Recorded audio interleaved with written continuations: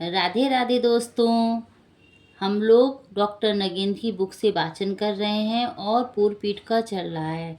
हमारा टॉपिक था काल विभाजन और नामकरण। तो हमने कल की क्लास में देखा था कि पहला प्रश्न ये क्यों हुआ कि विभाजन की आवश्यकता क्यों पड़ी। तो उसमें बताया था कि वस्तु के समग्र रूप के दर्शन के लिए करने के लिए उनके अंगों का निरीक्षण करना पड़ता था और समय समय पर उपस्थित दिशा परिवर्तन रूप परिवर्तनों की के अनुसार उसका विकास करना और उसका अध्ययन करने का न सिर्फ उचित आवश्यकता थी बल्कि वो ज़रूरी भी था। और अगला पढ़ेंगे। अब यहाँ दूसरा विचारणीय प्रश्न ये है, पहला तो मैंने आपको अभी बताया क्या था। अब दूसरा विचारणीय प्रश्न ये है कि काल विभाजन का सही आधार क्या हो सकता है। वर्ग विभाजन प्रायः प्रागैतिक और प्रवृत्ति के आधार पर किया जाता है। सामान्य प्रगति के अनेक पदार्थ मिलकर एक वर्ग बनाते हैं और इस प्रकार सम प्रगति के आधार पर अनेक वर्गों के में विभक्त होकर अस्त व्यस्त समूह व्यवस्थित का रूप धारण कर लेता है।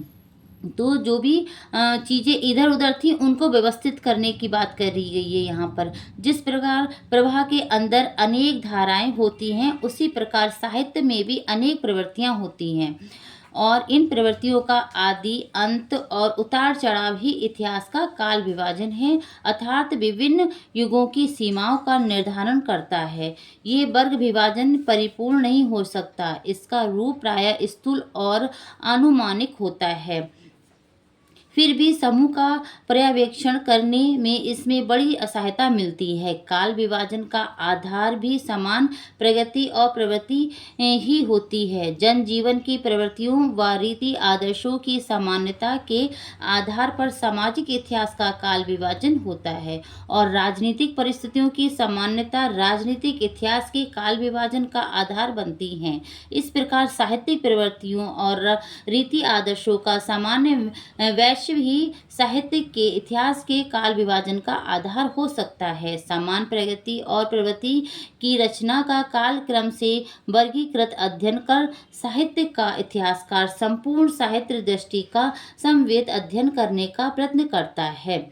इस प्रकार नामकरण के पीछे भी कुछ न कुछ तर्क अवश्य रहता है अथवा रहना चाहिए। आगे देखिए। नाम से सार्थकता इसमें है कि वह पदार्थ के गुण अथवा धर्म का मुख धोतन कर सके। इस तर्क से किसी भी कालखंड का नाम ऐसा होना चाहिए जो उसकी मूल साहित्य चेतना को प्रतिबिंबित कर सके। शासक के नाम पर भी कालखंड का नामकरण तभी मान्य हो सकता है या हुआ है जब उस शासक विशेष के व्यक्तित्व के प्रत्यक्ष अथवा अप्रत्यक्ष रीति से साहित्य की गतिविधियों को प्रभावित किया है। उदाहरण के लिए एलिजाबेथ और विक्टोरिया दोनों के राजनीतिक एवं सामाजिक व्यक्तित्व एवं शासन तंत्र ने अपने युग जीवन को प्रभावित करते हुए साहित्य की गतिविधियों पर भी गहरा प्रभाव डाला था। यही तर्क लोकनायक के विषय में चैतन्य या गांधी का अपने युग के सांस्कृतिक सामाजिक जीवन का गहरा प्रभाव था जो साहित्य में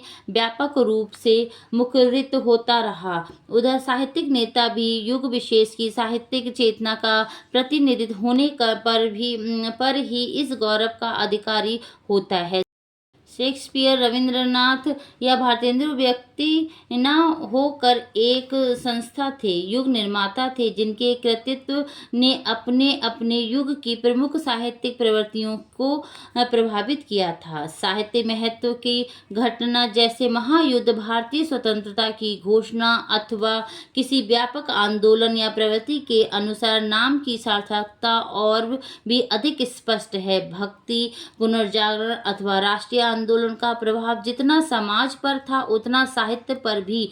और अंत में साहित्यिक प्रवृत्तियों के विषय में तो कहना ही क्या, उसके अनुसार नामकरण की सार्थकता स्वतः सिद्ध है। कहने का अभिप्राय ये है कि साहित्य के इतिहास में नामकरण का मूल आधार काल विशेष की साहित्यिक चेतना का प्रतिफलन जिसका माध्यम सामान्यतः उस युग की सर्व प्रमुख साहित्यिक प्रवृत्तियां ही हो सकती हैं, लेकिन ये अनिवार्य नहीं है और इस प्रसंग में एक सीमा से आगे एकरूपता का प्रयत्न करना भी अधिक संगत नहीं है। ये आवश्यक नहीं है कि प्रत्येक कालखंड में कोई एक प्रवृत्ति समग्र साहित्य चेतना का प्रतिनिधित्व कर सके। जहाँ ऐसा होता है वहाँ नामकरण का प्रश्न आसानी से हल हो जाता है, जैसे रीति काल में या रोमानी युग में या छायावादी युग में, लेकिन ऐसा सदा नहीं होता। कभी कभी कोई राष्ट्रीय सांस्कृतिक प्रवृत्ति इतनी